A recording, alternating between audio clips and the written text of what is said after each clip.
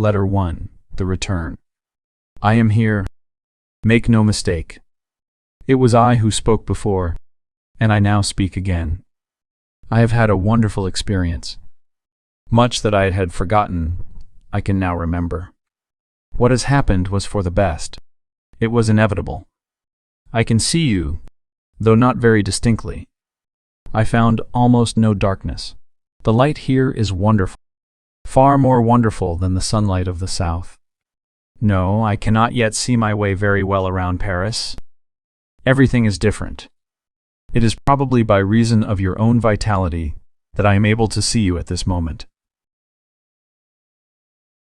Letter 2. Tell no man. I am opposite to you now, in actual space. That is, I am directly in front of you, resting on something which is probably a couch or divan. It is easier to come to you after dark. I remembered on going out that you might be able to let me speak through your hand. I am already stronger. It is nothing to fear this change of condition. I cannot tell you yet how long I was silent. It did not seem long. It was I who signed X. The teacher helped me to make the connection. You had better tell no one for a while, except I, that I have come, as I do not want any obstructions to my coming when and where I will. Lend me your hand sometimes. I will not misuse it. I am going to stay out here until I am ready to come back with power. Watch for me, but not yet. Things seem easier to me now than they have seemed for a long time. I carry less weight. I could have held on longer in the body, but it did not seem worth the effort. I have seen the teacher. He is near. His attitude to me is very comforting. But I would like to go now. Good night. Letter 3. Guarding the door. You need to take certain precautions to protect yourself against those who press around me. You have only to lay a spell upon yourself night and morning. Nothing can get through that wall, nothing which you forbid your soul to entertain. Do not let any of your energy be sucked out of you by these larvae of the astral world. No, they cannot annoy me, for I am now used to the idea of them. You have absolutely nothing to fear if you protect yourself. Letter 4. A cloud on the mirror. After a sentence had been half written, the writing suddenly stopped and was continued later.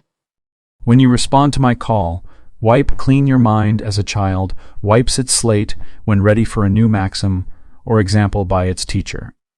Your lightest personal thought or fancy may be as a cloud upon a mirror, blurring the reflection. You can receive letters by this means, provided your mind does not begin to work independently, to question in the midst of the writing. I was not stopped this time, as before, by beings gathering round, but by your own curiosity as to the end of an unusual sentence. You suddenly became positive instead of negative, as if the receiving instrument in a telegraph office should begin to send a message of its own. I have learned here the reason for many psychic things which formerly puzzled me, and I am determined, if possible, to protect you from the danger of cross currents in this work. There was one night when I called and you would not let me in. Was that kind? But I am not reproaching you. I shall come again and again until my work is done. I will come to you in a dream before long, and will show you many things. Letter 5. The Promise of Things Untold. After a time, I will share with you certain knowledge that I have gained since coming out. I see the past now as through an open window. I see the road by which I have come, and can map out the road by which I mean to go. Everything seems easy now. I could do twice as much work as I do. I feel so strong. As yet, I have not settled down anywhere, but am moving about as the fancy takes me. That is what I always dreamed of doing while in the body, and never could make possible. Do not fear death, but stay on earth as long as you can. Notwithstanding the companionship I have here, I sometimes regret my failure in holding on to the world. But regrets have less weight on this side, like our bodies. Everything is well with me. I will tell you things that have never been told. Letter 6. The Wand of Will. Not yet do you grasp the full mystery of will. It can make of you anything you choose, within the limit of your unit energy, for everything is either active or potential in the unit of force which is man. The difference between a painter and a musician, or between a poet and a novelist, is not a difference of qualities in the entity itself, for each unit contains everything except quantity, and thus has the possibilities of development along any line chosen by its will. The choice may have been made ages ago. It takes a long time, often many lives, to evolve an art or a faculty for one particular kind of work in preference to all others. Concentration is the secret of power, here as elsewhere. As to the use of willpower in your present everyday problems, there are two ways of using the will.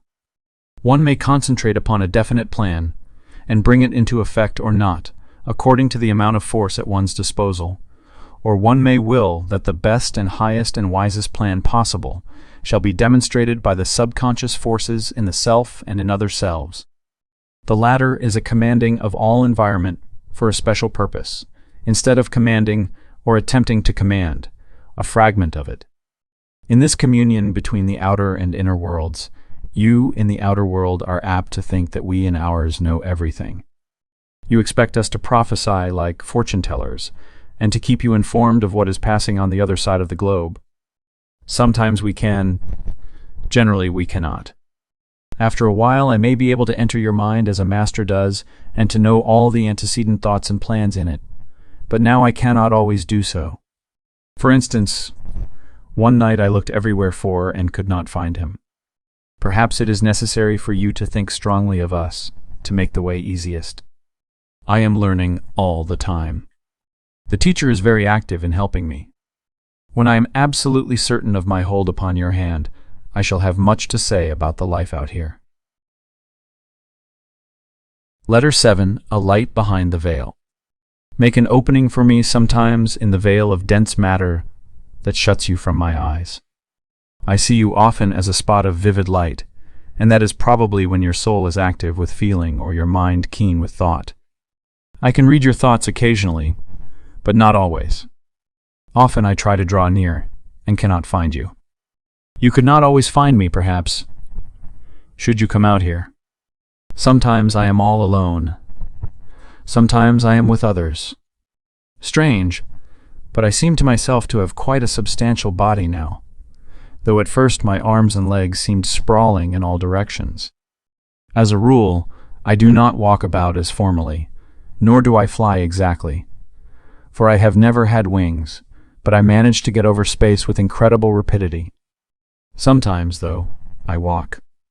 Now, I want you to do me a favor. You know what a difficult job I often had to keep things going, yet I kept them going. Don't you get discouraged about the material wherewithal for your work?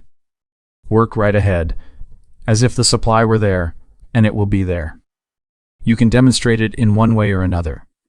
Do not feel weak or uncertain, for when you do, you drag me back to earth by force of sympathy. It is as bad as grieving for the dead. Letter 8. The Iron Grip of Matter. To a man dwelling in the invisible, there comes a sudden memory of earth. Oh, he says, the world is going on without me. What am I missing? It seems almost an impertinence on the part of the world to go on without him. He becomes agitated. He is sure that he is behind the times, left out, left over. He looks about him and sees only the tranquil fields of the fourth dimension. Oh, for the iron grip of matter once more. To hold something in taut hands. Perhaps the mood passes, but one day it returns with redoubled force. He must get out of the tenuous environment into the forcibly resistant world of dense matter. But how? Ah, he remembers. All action comes from memory. It would be a reckless experiment had he not done it before. He closes his eyes, reversing himself in the invisible. He is drawn to human life, to human beings in the intense vibration of union. There is sympathy here, perhaps the sympathy of past experience with the souls of those whom he now contacts, perhaps only sympathy of mood or imagination. Be that as it may, he lets go his hold upon freedom and triumphantly loses himself in the lives of human beings. After a time he awakes, to look with bewildered eyes upon green fields and the round, solid faces of men and women. Sometimes he weeps and wishes himself back. If he becomes discouraged, he may return only to begin the weary quest of matter all over again. If he is strong and stubborn, he remains and grows into a man. He may even persuade himself that the former life in tenuous substance was only a dream, for in dream he returns to it, and the dream haunts him and spoils his enjoyment of matter. After years enough, he grows weary of the material struggle. His energy is exhausted. He sinks back into the arms of the unseen, and men say again with bated breath that he is dead. But he is not dead. He has only returned whence he came. Letter 9, where souls go up and down. My friend, there is nothing to fear in death. It is no harder than a trip to a foreign country, the first trip to one who has grown oldish and settled in the habits of his own, more or less narrow corner of the world. When a man comes out here, the strangers whom he meets seem no more strange than the foreign peoples seem to one who first goes among them. He does not always understand them there. Again, his experience is like a sojourn in a foreign country. Then, after a while, he begins to make friendly advances and to smile with the eyes. The question, "Where are you from?" meets with a similar response to that on Earth. One is from California, another is from Boston, another is from London. This is when we meet on the high roads of travel, for there are lanes of travel over here, where the souls go up and down as on the earth.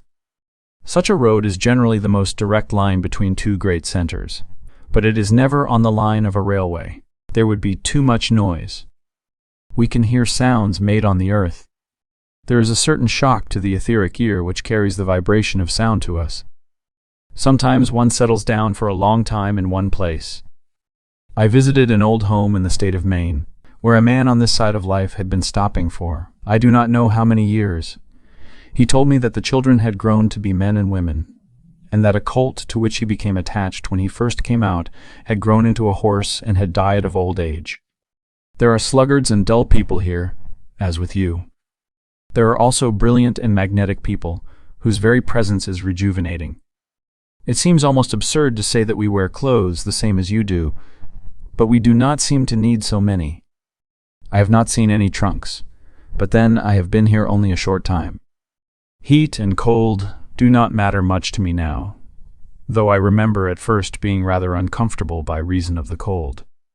But that is past.